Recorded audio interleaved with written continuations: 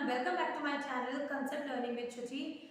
इससे पहले वाले वीडियो में हमने फर्स्ट राइट का जो फर्स्ट चैप्टर है वो कवर अप किया था और आज की वीडियो में फर्स्ट राइट की जो अपनी फर्स्ट पोएम है डस्ट ऑफ स्नो जो रिटन बाय है रॉबर्ट फ्रॉस्ट। आज हम वाली पोएम डिस्कस करने वाले हैं।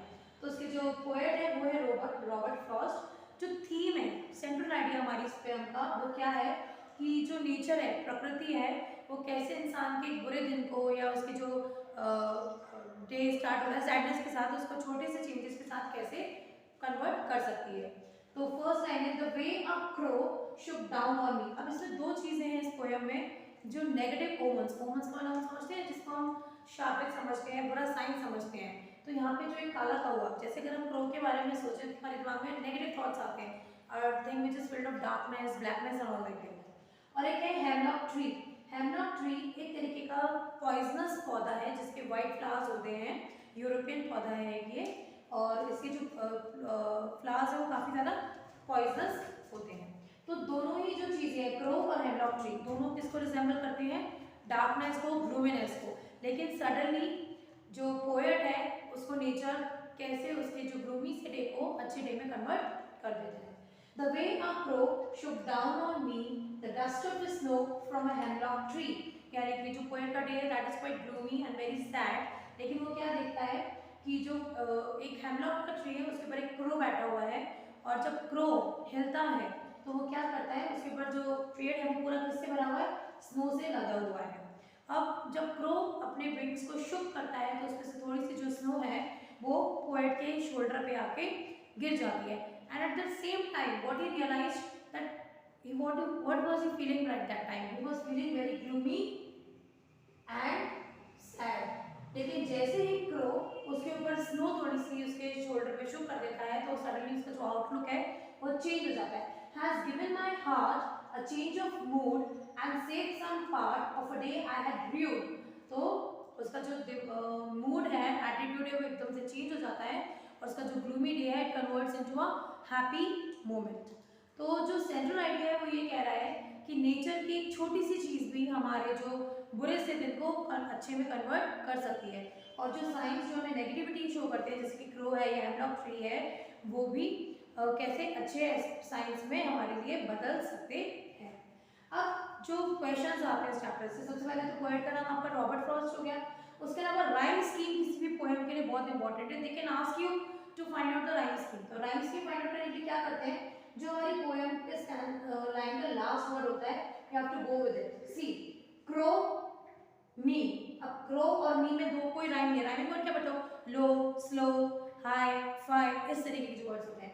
तो क्रो और मी अलग है तो name it as me. Now crow snow same आ रहा है तो राइमिंग स्कीम हो गई A B A, me tree, तो ये हो गया सेम, तो हो गई ए बी ए बी। तो ए का साउंड होना चाहिए क्रो स्नो मी ट्री। अब अगले स्टैंजा पे जाते हैं हार्ट। अब देखो हार्ट ना क्रो के साथ जा रहा है ना मी के साथ जा रहा है, तो उसको हम नाम देते हैं सी। मूड, क्या मूड जा रहे हैं जैसे किसी के साथ? नहीं, तो we will term it as D. Heart part again C, mood rude, that is again D. So the rhyming scheme of Dust of Snow written by Robert Frost is A B A B C D C D. So this is the rhyming scheme of this poem. अब इसमें जो questions आपके आएंगे वो आते हैं कि what does the crow represent? तो the crow is a sign of gloominess and darkness. ठीक है। फिर अगला है आपको what do you mean by dust of snow?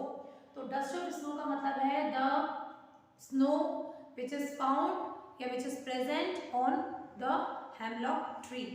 अब ये जो hemlock tree है, अब ये बोल सकते हैं कि पोएट अपनी सुंदरता दिखाने के लिए कोई अच्छे ट्री का भी नाम ले सकता था, लेकिन उसने hemlock tree क्यों लिया?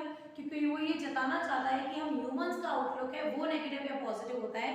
नेचर में कोई भी चीज नेगेटिव नहीं होता है, एवरीथिंग इज पॉजिटिव। क्योंकि ये वो साइंस है जिनको हम ह्यूमंस ने बैड ओमेंस माना है, लेकिन नेचर में ऐसा कोई भी बैड ओमेन जैसा नाम की चीज नहीं है। जो क्रो है उसी के बर्फ गिराने से हेमलॉक ट्री के ऊपर से जो पोएट है जो अपना दिन कैसे ग्लूमीनेस में बर्बाद कर रहा था या सैडनेस में खराब करने वाला था उसको उसने कैसे बचा लिया। Of a day I had rude. Rude का मतलब है रिग्रेट, यानी कि उसको खराब कर देना, कि वेस्ट कर देना एक तरीके से। तो he wants to say that how nature has changes outlook. So has given my heart a change of mood and saved some part of a day I had rued. Rued is to waste, regret या पछतावा, कि मतलब जब दिन निकल जाता तो मुझे पछतावा होता कि मैं कैसे अपना दिन वेस्ट करने वाला हूँ। लेकिन शुक्र है उस क्रो का जो सैनलॉक ट्री पे बैठा था और उसने कैसे डस्ट ऑफ स्नो मेरे शोल्डर पे शुक कर दी है, जिसकी वजह से मेरा दिन जो है वो बर्बाद होने से बच गया है। राइमिंग स्कीम समझ में आ गई आप लोगों को इस चैप्टर की। पोएट का नाम अच्छे से कर लेना और इसमें जो साइंस है बस वो याद रखना है। Crow represents gloominess and darkness और जो हेमलॉक ट्री है that is a poisonous tree. They both are taken to show the or resemble the negative signs, लेकिन लास्ट में वो नेगेटिव साइंस पॉजिटिव में कन्वर्ट हो जाते हैं। तो this is about your poem dust of snow. I hope आपको समझ में आया होगा। अगर कोई भी डाउट हो तो कमेंट सेक्शन में आप मुझसे पूछ सकते हो। I will definitely answer your questions and till then next video में मिलते हैं। Till then bye.